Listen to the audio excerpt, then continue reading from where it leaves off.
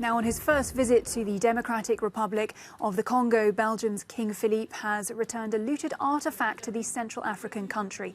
King Philippe and Queen Mathilde arrived in the former Belgian colony at the invitation of the President, Félix Tshisekedi, for a 6-day tour. Now, it is the latest in a series of attempts by the Belgian monarch to atone for the abuses committed under a brutal regime by the former colonial power, in which an estimated 12 million Congolese people were killed. In a speech on the grounds of the DRC Parliament, King Philippe reiterated his deepest regrets for the wounds of the past. Well, for more now on this important story, I'm joined here in the studio by Ronald Cato. He is a senior journalist for our sister organisation, Africa News. Ronald, thanks for taking the time and being with us this evening. My first thing that I really wonder is, how do people in DRC feel about the visit from the Belgian royals? The feelings have been mixed. On a state level, the Kinshasa is keen to put on a show. President Tshisekedi hopes that this visit will be the beginning of a relationship that will grow in the coming years. So the tone of the officials has been really positive and very polite.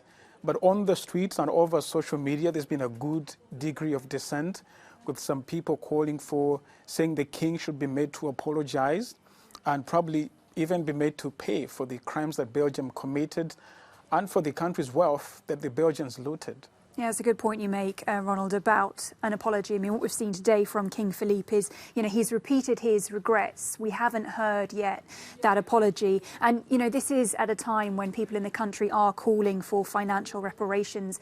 Do we know if that subject will be broached, if it will come up between the two men during this visit?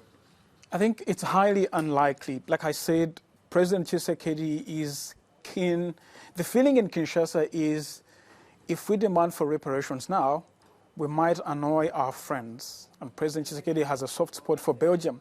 He spent a lot of time there. He went to school there. His father, the late Etienne Tshisekedi, lived for so many years in Belgium. So on a state level, Kinshasa thinks that to demand for reparations, as Namibia did, for example, with Germany last year, would be rude at this point, would be impolite. He has an election coming up in a few months. He needs a Western power to bank on. So I don't think Kinshasa will be asking Brussels to pay any reparations or to force them to apologize.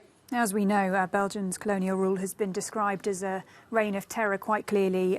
12 million Congolese were killed during that time. And I just wonder, with this visit, it must bring back memories as well for people in Congo, stories that have been passed down about what happened.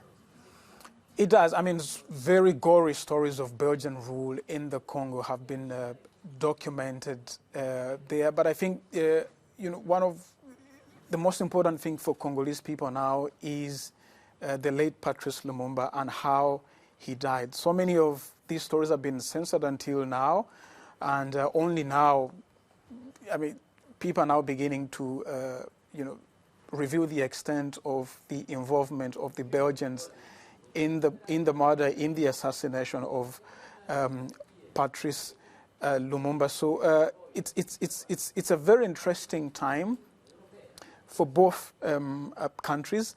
And I think going forward, Congo will feel that they can now talk about, the crimes, the atrocities that Belgium committed there with a lot more ease, because before there was a feeling that it would annoy them, but now they're getting a signal from Brussels that it's now okay, you can go ahead and reveal everything. Time to have important conversations. Ronald Cato, a senior journalist from our sister organisation, Africa News. Thanks so much for being with us this evening. Good to talk to you.